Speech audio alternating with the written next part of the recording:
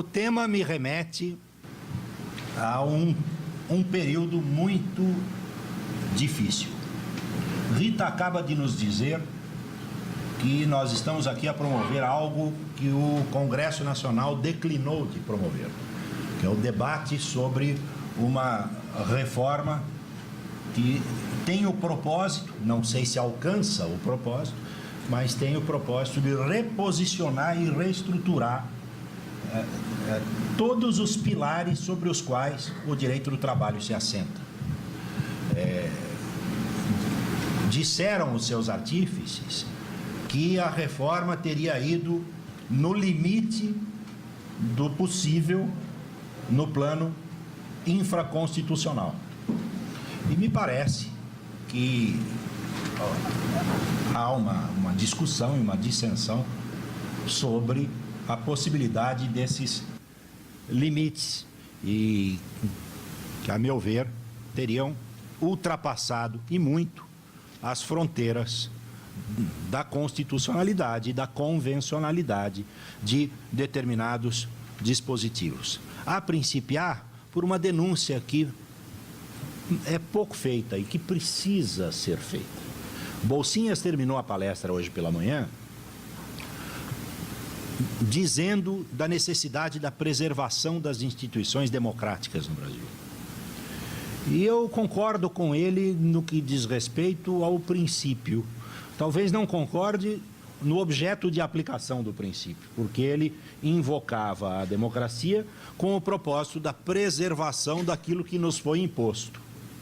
E eu quero invocar o mesmo princípio para inquinar o processo legislativo de um vício que é muito pouco discutido e debatido nos meios jurídicos brasileiros. Nós fomos criados para discutirmos as regras postas e não fomos criados para discutir o processo legislativo, conhecê-lo a fundo e conhecer as condições de validade do caminho percorrido pelo legislativo para impugnar até mesmo a legislação posta pelos seus vícios de origem. E eu não poderia partir de imediato para uma abordagem técnica do objeto que vai ser iluminado pela proposta temária, sem fazer esse passo atrás e dizer que nós tivemos graves problemas de processualidade democrática no curso dessa lei. E o que isso significa? Significa o descompromisso de determinados, o descumprimento de determinados compromissos internacionais subscritos pelo Brasil, descumprimento de uma convenção internacional da OIT, de número 145, que nos impõe uma processualidade democrática para alterações em legislação de substrato social e legislação trabalhista, que não prescinde da participação de todos os partícipes do processo social do trabalho. E, infelizmente, nós não apenas tivemos um conturbado processo legislativo em decorrência do conturbado momento político que vivemos, como na conturbação do processo legislativo nós tivemos supressão de determinados fundamentos de validade do próprio processo legislativo. Não à toa, hoje nós vivenciamos um momento de impressionante insegurança jurídica. Nós substituímos a pouca segurança jurídica que tínhamos pela insegurança absoluta. Nós hoje vivemos sobre o palio de liminares concedidas, já para que o imposto sindical, eu não quero me aprofundar no tema porque não me compete, mas já há liminares concedidas para que o imposto sindical seja cobrado, dada a natureza tributária desse objeto e o desrespeito ao processo legislativo próprio dessa ordem, e dessa natureza jurídica desse objeto, nós temos já uma sucessão de incrível de decisões judiciais que desrespeitam regras básicas e princípios básicos de direito intertemporal. Nós tivemos eu sou um paulista orgulhoso, na minha terra, onde tudo sucede, em São Paulo, uma extinção de centenas de processos propostos antes da vigência da norma, em função de uma suposta aplicabilidade retroativa da norma. Então, todas as petições iniciais que foram apresentadas sem a respectiva liquidação receberam uma sentença única de uma magistrada, a doutora Luciana Delbin, que resolveu limpar os escaninhos, que não são nem físicos, são eletrônicos da vara, por meio de uma sentença única. E o que se percebe é que nós temos visões fracionárias de mundo. Cada qual consegue enxergar o mundo por uma ótica absolutamente fracionária, com uma enorme dificuldade da compreensão do outro. Um mundo hoje pressupõe um esforço intelectual da compreensão do outro, da compreensão da realidade do outro, e o que nós vemos, na síntese, é uma disputa alocativa de poderes e recursos, de modo brutal. Isso se espraia pelo âmbito do executivo, do legislativo e do judiciário. Nós temos uma medida provisória com recorde mundial de emendas propostas, a revelar que a reforma não foi recebida apenas com o estupor das novidades, mas também com severos problemas técnicos. Nós tivemos um legislativo que declinou do seu próprio processo, deixou de fazer com que, na Câmara dos Deputados, um projeto que mexia com aspectos de natureza tributária e impactava no orçamento da União, passasse pela Comissão de Orçamento e Finanças. No âmbito do Senado, o problema foi mais grave, porque o Senado declinou do cumprimento do seu papel de casa revisora do trabalho da Câmara dos Deputados e se absteve de promover qualquer modificação, não obstante o próprio relator governista reconhecesse pelo menos 6 inconstitucionalidades no projeto. Então, é preciso que nós tratemos dos males que antecedem a lei posta e não apenas enxerguemos o nosso objeto como se ele tivesse caído do céu e não houvesse um processo anterior à chuva. A formação da nuvem também nos é importante. E aí eu convido todos nós ao estudo que preenche uma determinada lacuna e uma defecção da formação que nos foi proporcionada e que ainda nos é proporcionada nos cursos jurídicos no Brasil, para que nós estudemos também as condições de validade do processo legislativo e não apenas a lei posta. Bom, feita essa introdução, eu quero passar a falar do chamado, eu quero abrir aspas aqui, porque não quero botar em minha boca a expressão princípio vinculada a outra expressão chamada intervenção mínima. Intervenção mínima que leiamos, intervenção mínima do judiciário, ou vedação da jurisdição, me parece um pouco mais próprio do que a intervenção mínima, a tentativa de impor não apenas a venda nos olhos da deusa Têmis da justiça, mas, mais do que isso, a mordaça na boca da deusa justiça. Eu acho que nós precisaríamos de mais panos para a imagem simbólica da justiça hoje, de modo a colocar, além da venda nos olhos, a mordaça na boca. E o que caracteriza todo o processo legislativo e o que caracteriza a produção da Lei 13.467 de 2017, a chamada reforma trabalhista, é uma notável idiosincrasia entre poderes e uma notável repelência do poder legislativo à jurisdição trabalhista. Então, esse é um primeiro dado que precisa ser revelado e repisado. Caso contrário, nós poderemos eventualmente transmitir a ideia de uma normalidade democrática no país. E eu não quero aqui partidarizar a questão, não se trata de nós colocarmos cores partidárias na questão. Basta que nós reconheçamos aquilo que o próprio Supremo Tribunal Federal já fez no voto da lavra do ministro Luiz Fux, insuspeito, portanto, do ponto de vista ideológico. Não conheço quem acuse o ministro Luiz Fux de perigoso comunista.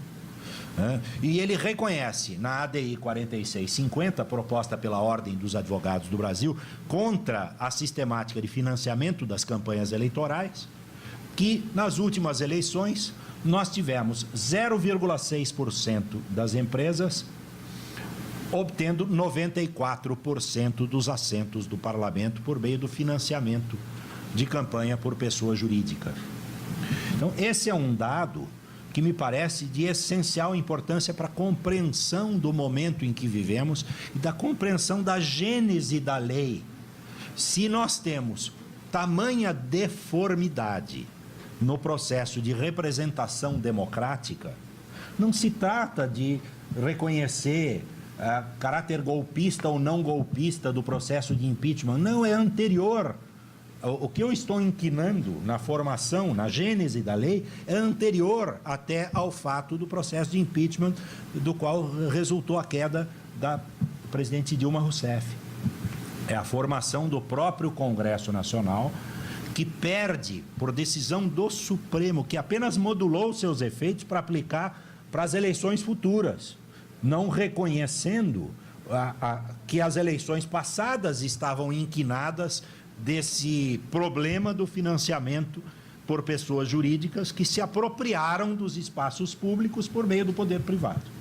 E isso está expresso no voto do Supremo Tribunal Federal. Diz que o sistema de financiamento das campanhas políticas no Brasil denota um agir estratégico do poder econômico privado para ocupar os espaços de poder público. E me parece que nós temos aqui um aspecto a considerar na gênese da lei.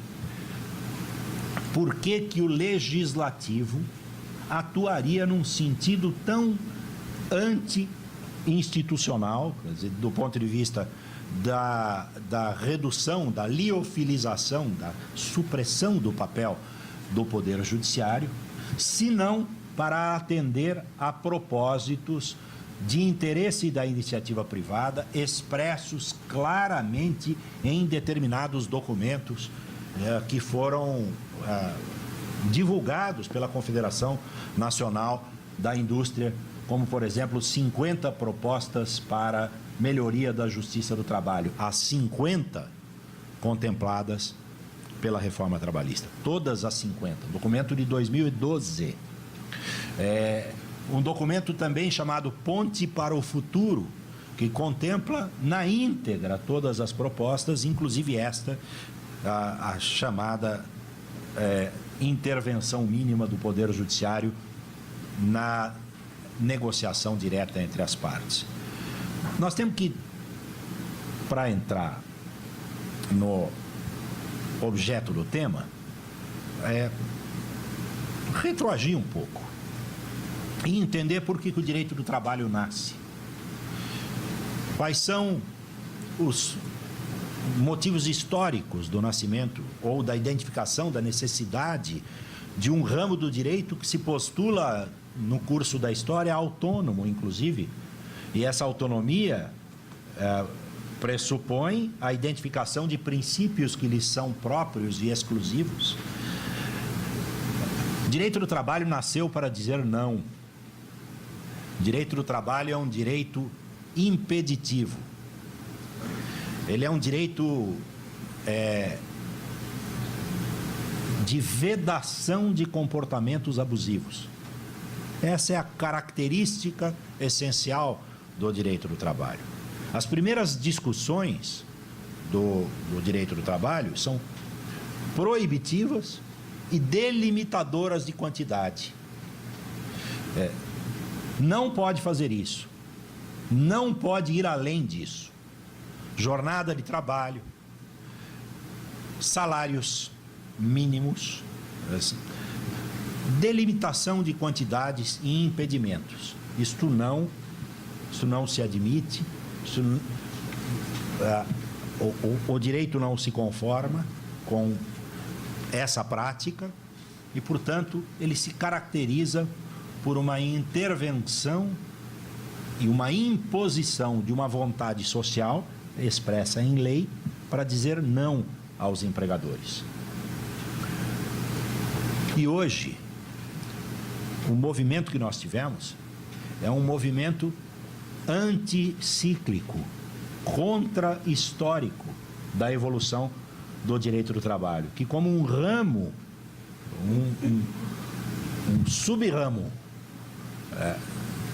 do conjunto de direitos humanos, estaria em tese voltado e pré-ordenado à progressividade. E mais que isso, com a imposição de um princípio, que é um princípio de carga negativa, porque esse princípio da melhoria da condição social da classe trabalhadora, que está expresso de forma literal no caput do artigo 7º, ele tem a sua vertente negativa. Do mesmo modo que nós estamos compelidos por um desejo do Constituinte de promover a melhoria da condição social da classe trabalhadora, isso nos impõe um dever negativo, que é a vedação do retrocesso social. E esse dever negativo não está expresso exclusivamente no nosso texto constitucional. Ele se espraia por inúmeros outros documentos e compromissos internacionalmente assumidos pelo Estado brasileiro. E o que tivemos? Tivemos uma janela de oportunidade legislativa. E nesta janela de oportunidade encaixou-se um desejo, e eu lamento aqui ter que usar de um adjetivo, mas não vejo outro, um desejo oportunista de promover alterações na legislação trabalhista, que era inquinada de antiga, dizia-se septuagenária, mas há outros dados numéricos que são interessantes. A CLT tem um documento hoje de 1.218 artigos, e não 922, porque aos 922 originais foram acrescidos os alfanuméricos. São 1.218 artigos com 1.345 enxertias, inserções, recortes, ou seja, nós trabalhamos com uma peça de patchwork legislativo. É uma colcha de retalhos supostamente consolidada, de inspiração ideológica que varia do socialismo não democrático dos anos 30 até o ultra-neoliberalismo que graça nos dias atuais. Então, isso faz com que a leitura de um documento como a CLT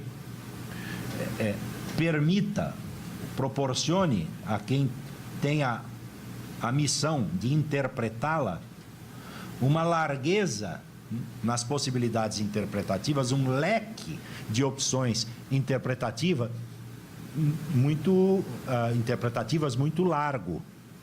E é exatamente contra esse leque de opções interpretativas que o legislador tentou atuar, inoculando na lei algo que me parece impossível, que é o chamado princípio da intervenção mínima.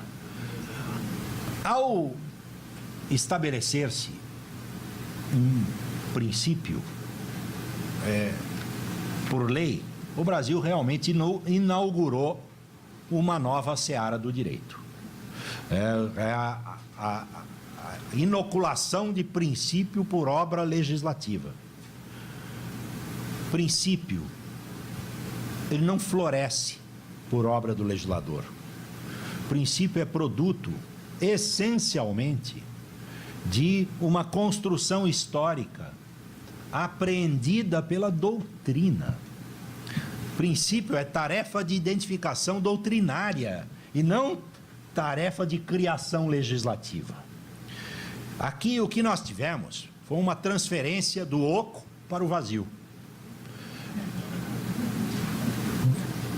Encontraram um rótulo, um label, né?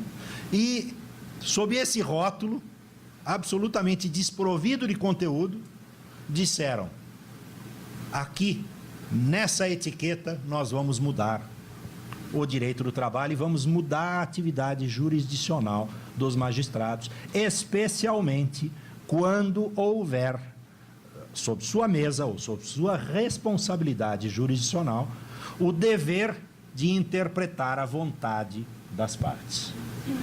E como que se tentou gizar o trabalho do magistrado?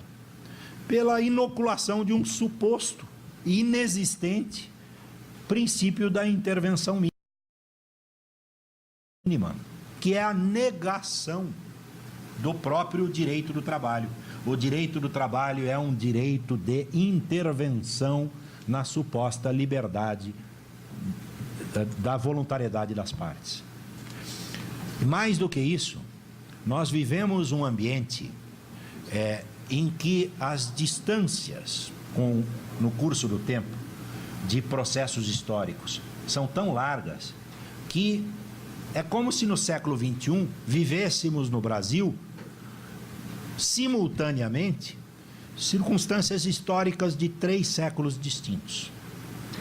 Nós temos ainda relações sociais caracterizadas por uma circunstância que se assemelha à do século XIX, relações sociais de trabalho sem liberdade alguma, trabalho em condições análogas à escravidão, e eu não quero ficar aqui sublinhando esse aspecto, porque esse é um aspecto fora da curva, mas é um aspecto que contempla o panorama geral do trabalho no Brasil, que revela que nós temos, num único século, circunstâncias desafiadoras próprias do século XXI, como as tecnologias disruptivas nas relações de trabalho, circunstâncias próprias do século XX tardio, como processos toyotistas de produção, processos ainda anteriores, fordistas de produção, e um regime sucedâneo histórico das relações de trabalho escravo. Tudo ao mesmo tempo, tudo junto e misturado, uma espécie de festa no AP do latino. Isso nos impõe um desafio ao intérprete do mundo, ao intérprete não só das leis, mas ao leitor do nosso tempo, que tem que se dar conta de que o nosso legislativo não tem essa largueza, a apreensão do nosso mundo tal como ele é.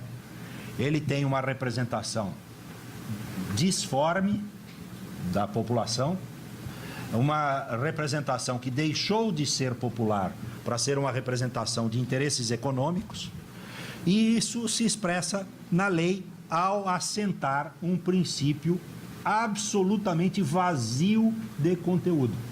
Ou seja, princípio Vanderleia. Por favor, senhor juiz, pare agora. Deixe-nos livres. É uma manifestação de ojeriza legislativa à atividade jurisdicional. É isso que eu diria em relação ao princípio. Ele é um princípio que se conclui em si mesmo, por absoluta vacuidade. Eu não tenho o que dizer desse princípio de tão vazio que ele é. O que dizer desse princípio? Que ele é a lei do mais forte? Permita que o mais forte se sobreponha ao mais fraco sem nenhuma intervenção?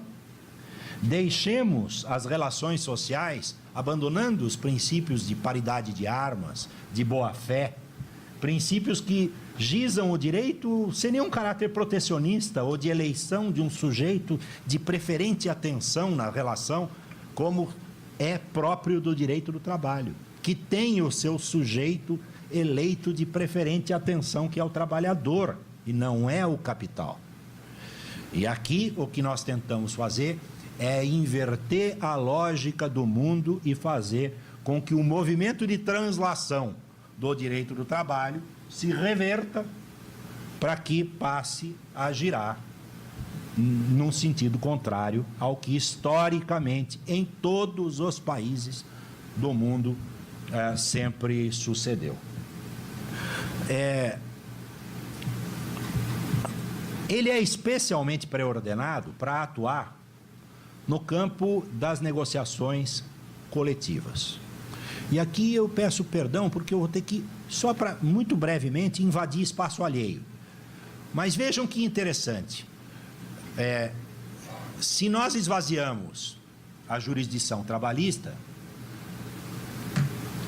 esse ar que foi retirado do ambiente do judiciário, ele vai ter que ser trasladado para algum outro ambiente. Quem há de respirar esse oxigênio que foi suprimido do Poder Judiciário? Então vamos oxigenar as partes. São as partes os beneficiários dessa supressão. E o que sucede com as partes no mesmo movimento? Promove-se, e aí, independentemente da questão abstrata, cerebrina, acadêmica, da unicidade contratual, da pluralidade contratual, dos meios mais éticos de financiamento da atividade sindical, ou da legitimidade do imposto sindical, ou da contribuição sindical obrigatória ou não. No plano prático, o que sucede é que se retira ar do judiciário e esse ar é jogado para o ambiente onde estão as partes. E as duas partes lá estão. Só que, ao acréscimo de responsabilidades que se imputa e que se impõe às entidades sindicais representativas de trabalhadores, nós temos um decréscimo das suas possibilidades negociais, na medida em que nós aplicamos-lhe um torniquete econômico para que se sufoque a sua capacidade negocial. E não tenho dúvida que o propósito recôndito disto aqui é fazer com que a negociação gire sobre a sobrevivência do ente coletivo, independentemente, desvinculadamente do compromisso com a representação dos indivíduos representados. Então, a lógica, ela é mais do que mordaz, ela é pérfida. Ela tem um propósito de promover um desbalanceamento da relação negocial e um sucedâneo impedimento do órgão constitucionalmente eleito para compor essas relações de se manifestar no sentido de recompor os pratos da balança no caminho da igualdade que se espera. Então, a mim, me parece que há uma conclusão inevitável em relação a esse aspecto. Sobre o direito coletivo, aqui, se inoculam regras que são atentatórias de princípios constitucionais e valores democráticos da Constituição de 1988 que precisam ser preservados. O trágico é que não se vê perspectiva iminente de solução desses problemas de defecções da nossa representação democrática e das nossas instituições. Enquanto não houver uma normalização da legitimidade das nossas instituições, executivo e legislativo, o diálogo interinstitucional vai permanecer com essas dificuldades. Eu tenho o orgulho de ser paulista e inscrevo no meu currículo a delícia de ter sido sequestrado 2 vezes e assaltado 11. E isso me proporciona uma visão de mundo muito interessante para essa matéria. E, à guisa de conclusão, nós podemos deixar essa imagem. Eu fui posto em condições de negociação individual, não coletiva, mas muito peculiares. Eu fui retirado do meu automóvel, do local onde os seres humanos devem ser transportados, e fui, acho que, me reencontrar com os meus familiares, por porta-malas do veículo, né? E fui posto no porta-malas e ali permaneci por 8 horas negociando. Negociando o quê? A minha vida. E negociei, confesso, com muito afinco, com muito desejo de alcançar um acordo. E esse acordo, ele foi obtido. E se alguém examinasse o processo negocial e o produto final, exclusivamente o produto final da negociação, é de uma felicidade atroz. Todos saímos absolutamente contentes, as partes saíram felizes da negociação. Eu, diante da minha circunstância, fui para casa e tomei um champanhe, abri um champanhe, para celebrar o produto da negociação. E, do outro lado, eu tenho certeza que eles saíram satisfeitos também, porque o empreendimento foi absolutamente bem sucedido. A última coisa que eu desejava naquele momento é que houvesse uma intervenção do Estado. Eu pedia a aplicação do princípio da intervenção mínima estatal. Eu não queria que houvesse um agente do Estado, principalmente se ele se trajasse como um policial, uma força policial, que, em tese, estaria lá para assegurar a equidade e a legalidade daquele procedimento. Eu sei que, até hoje, em todas essas ocasiões, eu não procurei o Estado para resolver a minha feliz negociação individual. Agora, a felicidade é um efeito, mas eu não posso dizer que ela tenha sido decorrente da legitimidade da negociação. Essa negociação foi ilícita, foi ilegítima e, não obstante eu reconheça, na minha contraparte da negociação, um mérito fabuloso de criar condições favoráveis para que a negociação se estabelecesse a contento também para eles, eu não posso reconhecer liceidade no processo. E é exatamente aqui que se destina a tentativa de coartar a jurisdição, de impedir que os magistrados se preocupem não apenas com o resultado supostamente feliz da negociação, como as condições de validade do seu processo negocial. Eu gostaria de sugerir aos autores dessa proposta legislativa que nós transcendêssemos, já que a transcendência é um termo tão em voga, a proposta de intervenção mínima do Estado para as negociações que se dão no âmbito das comunidades do Rio de Janeiro, para as negociações que se dão também no âmbito de outras relações sociais, como aquela que me uniu aos meus sequestradores em 2 oportunidades.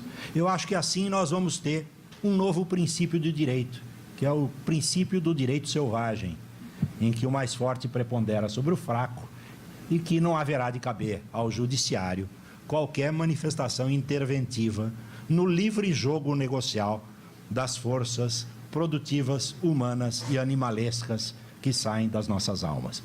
O Moro queria dar só fazer uma pequena intervenção, manifestação. Desculpa, me auto-embargar de declaração e já provei os embargos para dizer que há uma absorção de uma linguagem muito perigosa, melíflua, enganosa.